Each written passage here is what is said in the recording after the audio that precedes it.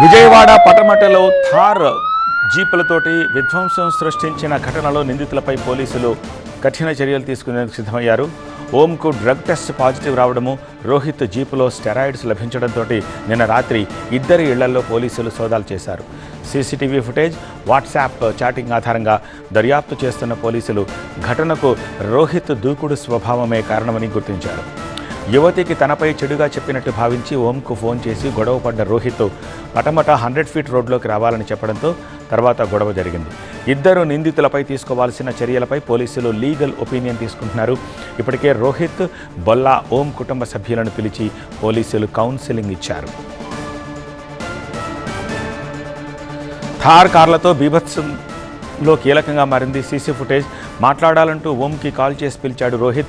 Service road లోపల నుంచి main రోడ్డుకి టర్న్ తీసుకుంటున్న సమయంలో వేగంగా వచ్చి ఓం కార్ను ముందుగా ఢీకొట్టాడు రోహిత్. అనంతరం ఓంపై బ్యాట్తో దాడికి దిగాడు రోహిత్, అతని స్నేహితుడు. ఓంపై క్రికెట్ బ్యాట్తో దాడి చేయడంతో తిరిగి ఎదురుదాడి చేసింది అతని వర్గం. కార్లతో కొట్టుకున్న అనంతరం ఓం, రోహిత్ రోడ్డుపై బాహాబాహీకి దిగారు. స్థానికులు ఇచ్చిన సమాచారంతో పోలీసులు స్పాట్కు చేరుకోవడంతో అది గమనించి రోహిత్, అతని స్నేహితుడు పరారయ్యాడు.